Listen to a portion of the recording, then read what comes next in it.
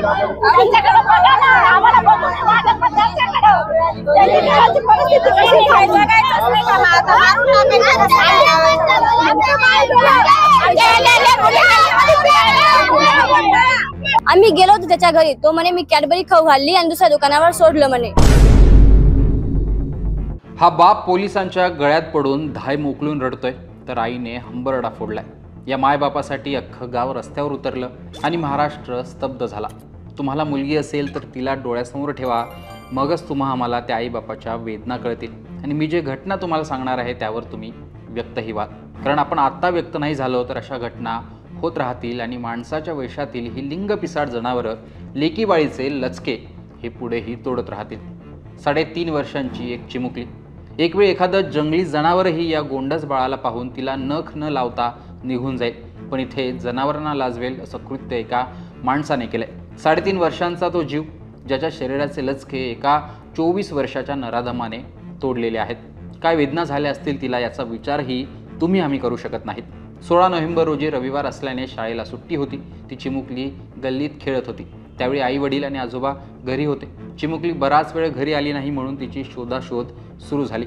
मालेगावातील डोंगराळे हे छोटं गाव असल्याने गावात ती चिमुकली हरवल्याची गोष्ट पसरली। घरोघरी शोध घेतला जात होता। त्यानंतर पोलिसांनाही बोलावण्यात आलं। शोध घेत असताना गल्लीतच राहणाऱ्या आरोपीच्या घरी जाऊन चिमुकलीबाबत विचारणाही करण्यात आली, पण तो म्हणाला की मी तिला कॅडबरी खाऊ घातली आणि दुसऱ्या दुकानावर सोडलं। तो आरोपी पुन्हा चिमुकलीच्या घरीही गेला आणि शोधण्यासाठी तिचा फोटो देखील मागू लागला।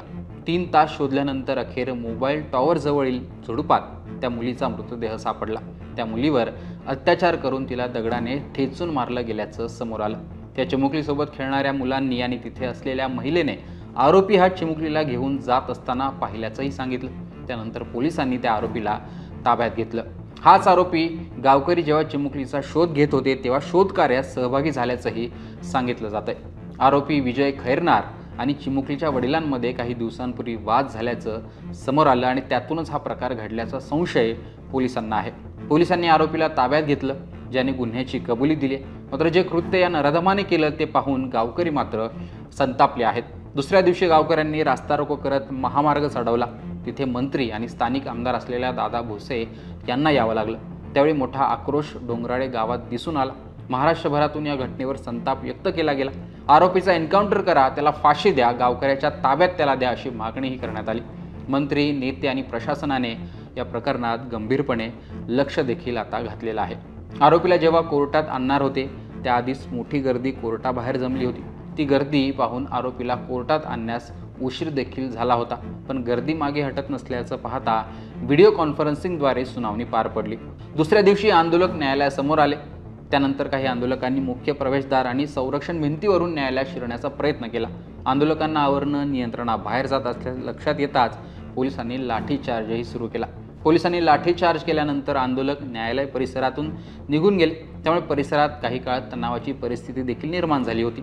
त्यावरून हेच लक्षात येतंय की या क्रूर घटनेवरून महाराष्ट्रभरात किती आक्रोश आहे। आरोपीला पोलीस कोठडी सुनावली असून आरोपीचं वकीलपत्र घेणार नसल्याचं वकील संघाकडून जाहीर करण्यात आले। त्यामुळे पुढे प्रकरण फास्ट ट्रॅक कोर्टात चालवलं जातं का, आरोपीकडून कोणते खुलासे होतात ते पाहणं महत्त्वाचं असणार आहे। पण जी घटना घडली आहे त्यामुळे महाराष्ट्रभरातून आक्रोश व्यक्त केला जातोय आणि पुन्हा एकदा महिला सुरक्षा, त्यातही विशेष करून ज्या चिमुकल्या मुली आहेत त्यांच्या संरक्षणाचा प्रश्न पुन्हा एकदा चव्हाट्यावर आला आहे। तर यात पुढे काय काय घडतं, काय खुलासे होतात आणि कोर्टात न्याय कधी मिळतो ते पाहणं महत्त्वाचं असणार आहे। एकूणच ही घडलेली दुर्दैवी घटना याविषयी तुमचं मत कमेंट बॉक्समध्ये सांगा।